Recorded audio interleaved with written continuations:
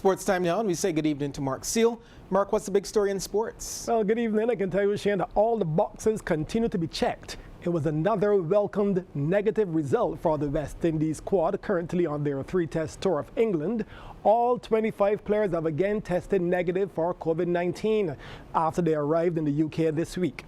The regional squad was first tested before departing the Caribbean, and they all received negative readings then.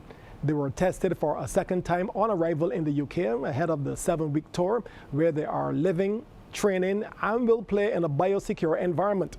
The England players in the meantime are self-isolating at home and will travel to the GS Bowl next week to intensify their preparations.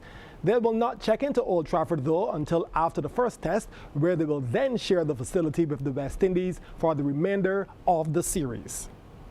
Now, England's all-time leading test wicket taker James Anderson says his team will consider joining the Windies if they decide to make an anti-racism gesture during the forthcoming test series. After the Windies captain Jason Holder said that he will discuss with his team about adding to the protests seen since the death of George Floyd at the hands of police in Minnesota, United States. Anderson, who recalled Joe for Archer's experience in New Zealand with racism, believes all players can play a part in tackling the issue. I wasn't in New Zealand when Jofra was racially abused, but again, it makes you think: could, you know, as a team, can we do more to support players in that situation? And I also think, as I said, we need to educate ourselves about this. And I also, you know, I read somewhere the other day that there's one black player in county cricket that's come through the state system, and that's just not good enough. You know, as a cricket community, we have to make the game available for everyone. We've got to encourage people from all cultures and backgrounds to be able to play this game. James suggested that England may take a knee as early as the first test as a show of solidarity with the millions across the globe protesting the treatment of blacks by U.S. law enforcement. Do we take a stance in the next few weeks when we play against the West Indies? You know, make a gesture of some sort there. We talk about that, and I think it's something that we need to talk about as a team. We need to communicate more about it. We need to educate ourselves about it, and it does make you think, you know, can we do more? And I'm sure we can. I'm absolutely positive we can, and those are the sorts of conversations we need to have. Meanwhile, Anderson says he will have to find other ways to help get movement from the ball in the three-test series against the West Indies starting on July 8th.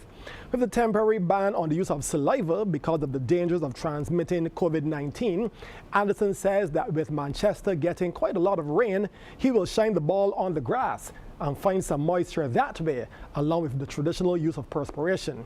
Well, I think I have to let Mr. Anderson know that I think that is ball tampering. Just saying. Anyway, Barbadian and West Indies fast bowler Kemar Roach, who is 7 wickets away from his 200th test victim, is optimistic ahead of the test series against England. Roach says although he is ready, there is even more time to prepare for the 3-match series, which will be contested amidst the coronavirus pandemic. We have a month before the first test match, and I'm sure the guys will come together and devise a well-devised plan, and obviously get ourselves mentally and physically prepared for the first test match on the 8th of July. As I said, it's a new norm for us. Some things have to be put in place to make sure we are safe, but I'm sure that the guys will adapt. Roach, who was part of the Wisden Trophy winning team last year, believes they have the artillery to deliver once again. Yeah, obviously you have to plan well. Going to England is always going to be tough. They're top side. So going to England, we're just going to plan well, execute as well as we can, and bring back home the trophy. We don't worry about it too much. As you say, we don't really think about the result. It's just about the process. The Indian Premier League could be moved out of the country if the coronavirus pandemic does not ease in the next 2 months. This is according to IPL chairman Brijesh Patel. India has been struck with just under 300,000 cases, and the hosting of the lucrative tournament remains in doubt. If the tournament does go ahead in India or elsewhere, the BCCI is looking at the September-October window for holding the delayed 2020 edition. BCCI President Saurav Ganguly is willing to host the tournament in front of empty stadiums once it is played sometime this year. We have a report. and the BCCI is open to hosting the IPL in empty stadiums as long as the tournament is conducted in 2020. In a letter sent to the state associations, BCCI President Sourav Ganguly said the board remained optimistic about the IPL, which was postponed indefinitely in April in the wake of the COVID-19 pandemic. The IPL remains BCCI's biggest money spinner annually, with the board deriving a large portion of its revenue from its lucrative league, thanks to the record media rights deal worth INR 16,347.5 crore. If there is no IPL this year, the BCCI stands to lose around 4,000 crore from the media rights deal. The biggest challenge for the BCCI is finding a window for the IPL, which created a free window for itself in April-May, owing to its success since 2008. However, with the fate of global tournaments like the Asia Cup, Men's T20 World Cup and the series that form part of the World Test Championship hanging in balance, the IPL too remains undecided. All right, we head back over to the sports studio now and welcome back Mark for the second half in sports. Well, thank you, Shane. And with much focus globally now on the fight against racism and the public support shown by athletes, the International Olympic Committee and the IOC Athletes Commission are set to discuss ways in which athletes can stand up for the cause without facing any sanctions.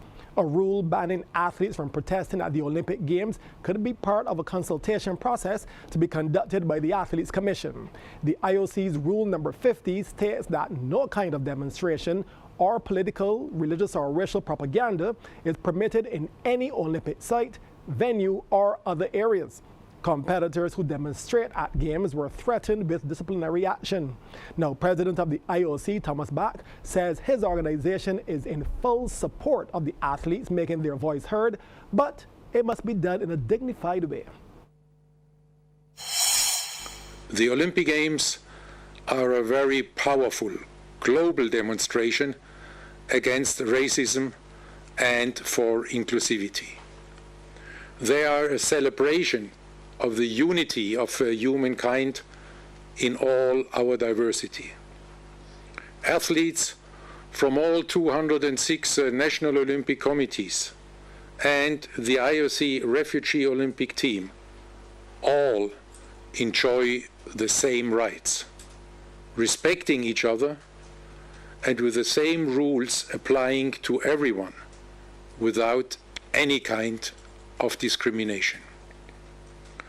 All these athletes live peacefully together in the Olympic Village, sharing their meals, their thoughts, and their emotions.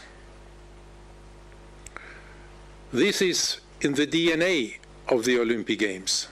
We also agree at the same time with the Athletes Commission that we must always respect the Olympic spirit. And this means that we must make a difference between such support for the principles enshrined in the Olympic Charter and potentially divisive demonstrations. And now we're looking forward there to the input we will get from the IOC Athletes Commission on these topics within this framework.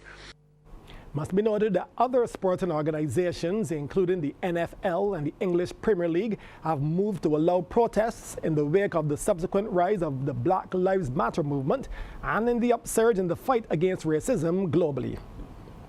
Now, in other IOC news, President Bach says weightlifting could lose its place in future Olympic Games if ongoing investigations into the Sports International Federation reveal more corruption.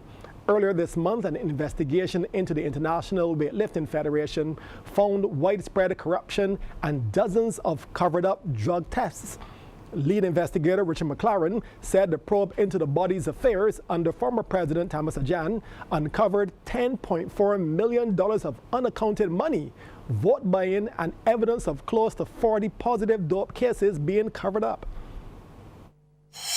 Depending on the results of the findings of the IWF Oversight Commission, that we reserve the right for very far-reaching measures, including but not limited to the question of weightlifting being on the program of Olympic Games. We will fully support the new leadership of the weightlifting federation and the acting president in her efforts to reform the governance of the federation, and also in her efforts to make the anti-doping system fully independent from the federation.